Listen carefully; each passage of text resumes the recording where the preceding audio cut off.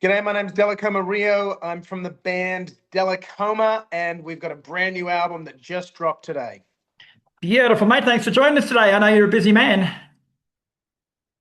I'm very busy at the moment, but thanks for having me on. My pleasure. So, as you say, bro, Dellacoma today released your third studio album, Searching for You in the Darkness. So, it's been a bit of a process, mate. How you feeling? Yeah, pretty good, man. It feels really good to actually finally have it out. It's definitely been a process, and there's been in hindsight, I probably wish I would have given myself a few more months, but it's always the way. I think you get down to sort of deadline day, and there's always bits and pieces that have to be done last minute. For sure. Now, tell us a bit more about the album from a musical point of view, mate, and what you're going for with it. Well, in writing this album, it was the first time I think that I really approached it from the perspective of, I guess, writing just songs rather than thinking about songs that I necessarily wanted to play live. Okay. Not saying that I won't play these songs live. I will play as many as I can, but um, the thought had occurred to me, as I was early in the writing phase, that with this being my third album, like there's now more material between all three albums plus a few surplus singles, Hmm. than I'm ever going to be able to play in one show. And that kind of unlocked something, I think, in my head. I was like, oh, that means I can kind of write. It felt like it took off some blinders almost, you know Hmm. which was really cool. So we've got we've got a couple of different tracks on here.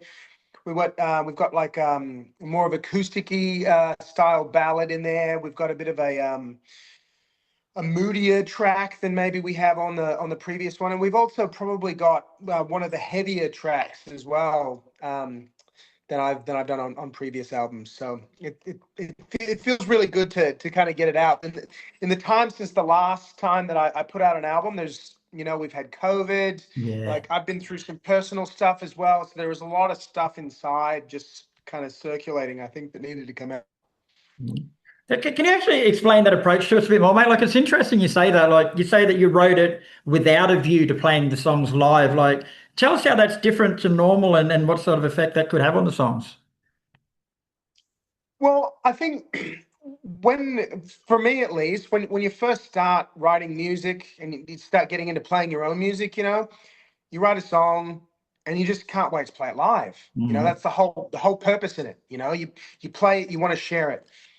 And there comes a point when you've got enough songs out, you can see which ones the audience really gravitates towards. And there might be a song that you've written and you might still like it. It just doesn't quite land the same with the audience. Yeah, yeah. So you pull it out of the set and you replace it with another track. And you kind of get to a point where, for me anyway, with this third album, I look at the set list and I'm like, it can always be better. You can always write a better song, right? But I've gotten to a point where I kind of go, oh well, I want to play this song and I want to play that song, and I want to play that song. And when you're looking at it from a live perspective, you kind of go, oh, there's only so much room left in the set list. And then you start, I guess, you kind of go, oh, well, if I write this kind of song, it's just going to sound like I'm rewriting a song that I've already written. Yeah, it makes sense. So I guess from my perspective, I started looking at some of the subject material and going, okay, well, what's a different way that I can approach this, rather than simply viewing it through the lens of I've got this story to tell or this experience to share, and I want to write the song so that I can play it live. I started thinking about it from the perspective of, well, what if I don't play it live? Is it still a story worth telling? Yeah, right. That's Is it cool. still an experience that I want to share? Which is not really something that I'd ever done before. I'd always thought about it from the perspective of, I want to be in front of the audience communicating this. And it wasn't until, I got sort of halfway through the album that I started going, oh, there's things that I want to communicate. But I don't know if I'll ever perform it live. I might, Mm. but I might not. And that puts a different lens on things, because then you start going, sometimes, you know, you write a lyric and you go, oh, if I'm not staring the punter down, you know, and singing this to them, does the lyric matter? Yeah, interesting. And yeah, it's something different that I'd never really thought about before. Yeah, sweet. So you sort of touched on this a bit before, but how does this album differ to your recent EP, Leave a Light On, musically? So we've actually got one of the songs from the EP that was originally an acoustic track, Mhm. Spare Change. And on the last US tour, I put it in the set list because it was getting a bit of traction online. But we weren't touring with an acoustic guitar. So we're like, well, maybe we'll just kind of do it like clean electric. And then we decided to go ahead and put some keys in and bring the drummer and the bass player as well. So it became a full band track, but we hadn't actually recorded it. And the interesting thing about it, when I've originally written the song, it was just as kind of a bedroom acoustic song that I thought was a good song, but in my head, it was an acoustic one. As soon as we put the drums and bass in there, which literally just happened in the rehearsal room in rehearsals for the tour, it had this groove to it. And we noticed the audience would kind of start dancing to it, which again is something that I had never imagined for that song, Right. you know, making people's hips move. So then it started becoming a part of the set. So we decided to go ahead and re-record it as a full band version Right. for the album. Um, we've I think on this album we've got More Than Survival, which was the first single. That's been out for a year now. We've got Heroes, which was the second single. Um, I think lyrically, I always try to be as honest as I can, but I've gone pretty deep on a lot of these tracks. Yeah, very nice. Now, today you're releasing the single I Got You. So tell us a bit more about that song and why, I guess, releasing on the same day as you release the album, it sort of represents the album in a way. So tell us why you chose that song. Should you do that?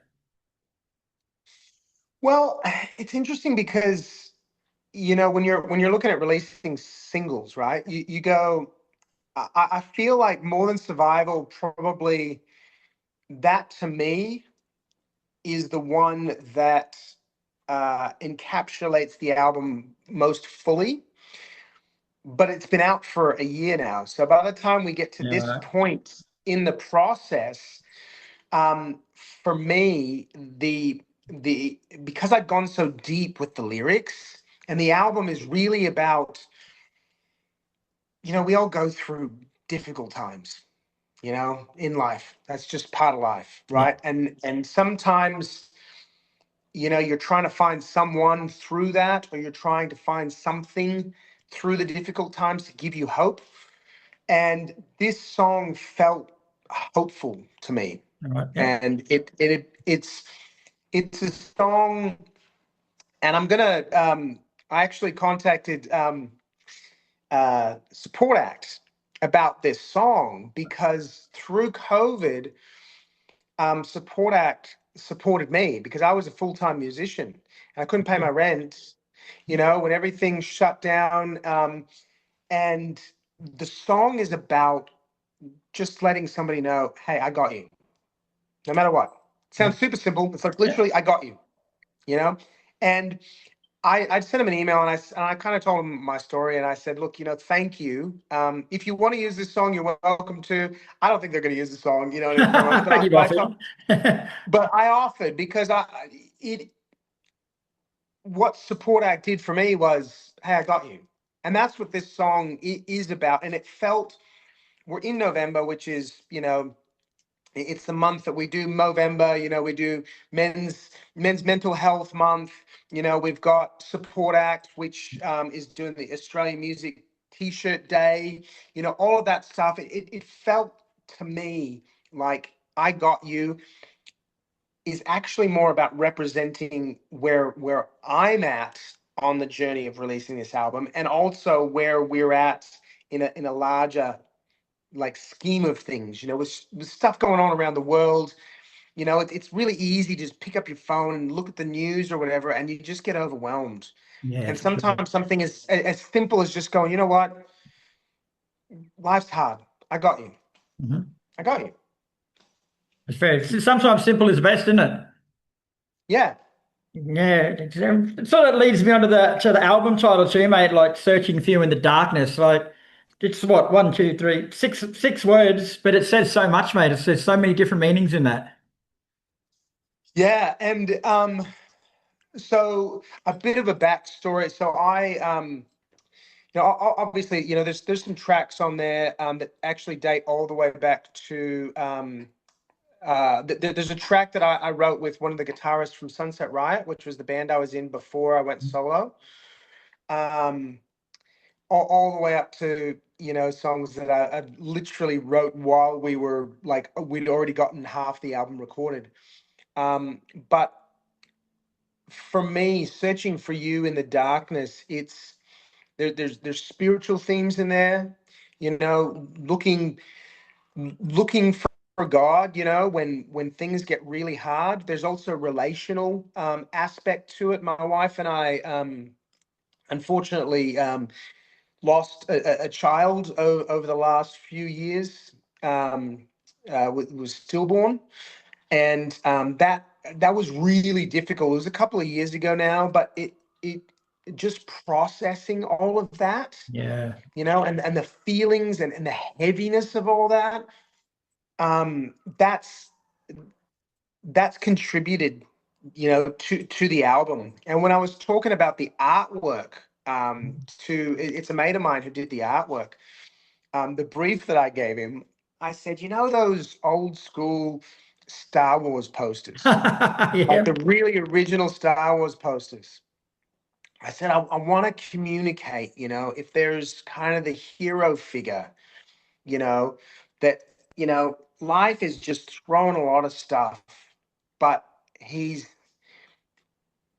gonna find the girl no matter what, like that image, in my head. And then he sent me through the artwork, and I was like, yes, that's it. That's Yeah. it. First time. No matter what, I wanted it to be dark, but I also wanted it to have hope in there, because um there's actually there's a line, there's a couple lines actually, and in Bon Jovi album, These Days, Mhm. um it was the first time really that Bon Jovi started dealing with sort of darker themes. They'd always been really, upbeat. Yeah, true. There's a song in there called Hey God. And I remember him talking about it, because the song's about, people going through tough times and kind of going, do you even care about me? You know? And I remember an interview at the time, asking him, hey, you're exploring some dark themes. Normally you're so upbeat. And the response that he gave, he said, you know, it occurred to me that it's all well and good to be upbeat, but sometimes people think that you've got nothing wrong happening in your life. Yeah. It actually gives your hope more weight and more purpose if they know that you've got hope even in amongst all the difficult times. And that really stuck with me, because I was like, yeah, it's like, the more stuff you go through, the harder it is to see the light Yeah. sometimes, Yeah. but the more valuable the light becomes. Yeah. Yeah. Very well put. Very well put. Now, as with all good albums that come out, mate, you are setting off on a bit of a tour. You've played Cairns last night. The tour continues. Tell us where else you're going. So we're hitting up Melbourne for Musicland for our, I guess, our big Southern album launch. We're also going to be, we've got an acoustic show in Bundaberg, and which will be the first time that we're, I guess, releasing new music up there. And then we're also playing in Brisbane and on the sunny coast in Maroochydore. We'll be doing some more dates next year, but for now, we've kind of just confined it into that week. It's a bit of a hectic schedule. I've also got a little acoustic show on the Sunday in Melbourne, and also in Darwin as well. So Busy. And where can people go to find out more information and get tickets? Dellacoma.com. Dellacoma.com. Beautiful. Now, before I let you go, mate, we got a new segment called Photobomb. I'm not sure if you've done it with you before, but basically I've trolled through your social media and I found some photos that I want to ask you a little bit more about. So I've come up with the first one is of your drummer, and it's a fucking pearl of a shot, mate. Like, where's this and what's he doing? So on our last US tour, our song Heroes had already come out, and we had a lyric video for it, but we didn't have a music video. And we were in the middle of doing 13 shows in 13 days, and we ended with the last 2 shows were in LA. And I still had some, I used to be an actor in LA for a few years, way back in the day. I still had some filmmaking friends. So I reached out to one and I said, is there any way that we could get a music video shot like overlooking the city? And he goes, yeah, I know a place. Now, if you look carefully in the music video where this photo is taken from, you'll see sort of behind the drummer's, I guess it'd be his left shoulder. If you look closely on some of the shots, you can see a plume of smoke behind there. So My Chemical Romance were actually doing their sound check while we were filming the music video. Oh, wow. And that's Dodger Stadium right behind us there. Awesome. That's so cool. So cool indeed. Now, the other photo, mate, I'm glad you actually brought up the fact that you've done a bit of acting, because not many people know that you did audition for Spider-Man once. Oh my goodness. I don't even know where that is. Yeah, I've got no idea where that is. But I'm pretty sure it's in the US somewhere. We're on tour. And I'm pretty sure if you could hear me think right now, I would be trying to figure out how to get down without falling, because my hands are really sweaty. That's actually a feature of your live shows, though, mate. Like, your live shows are fully energetic and no one knows what's going to happen from one minute to the next, is it? Like, that's one thing you guys pride yourself on, is putting on a decent live show. Well, thank you. And it is something I do pride myself on, because I feel like in today's age, it's so easy to consume music, and it's so easy to passively consume music. I think it's important, if you're going to play live, I think it's important to give people something that they can look forward to, because otherwise, why bother? Exactly. But back to the photo. Has it ever gone pear-shaped for you when you've done this? Have you ever fallen off or hurt yourself or not being able to get down? Yeah, so I was on stage, I think it was in Oklahoma, but I can't remember. It was a long time ago now. And I was coming across a pipe. It was on top of the stage, and I went to throw my legs up and to wrap my legs around like I'm doing right there. And I was really sweaty, and the motion of my feet coming up, I lost grip. And I was parallel with the floor, and I fell straight down. And I put my hand behind myself to catch me, and I hyperextended my wrist. Wow. No one could. No one tried to catch it. No. But they kept playing, so I mean, that's good. All right, brother. Well, thanks for your time. I know you got to get to a gig tonight, but the album Searching for You in the Darkness is out now through all the channels. I've been fortunate enough to have a listen, and it's pure gold from start to finish, brother. So congratulations, and we'll see you in Brisbane. Thanks so much. We'll see you then.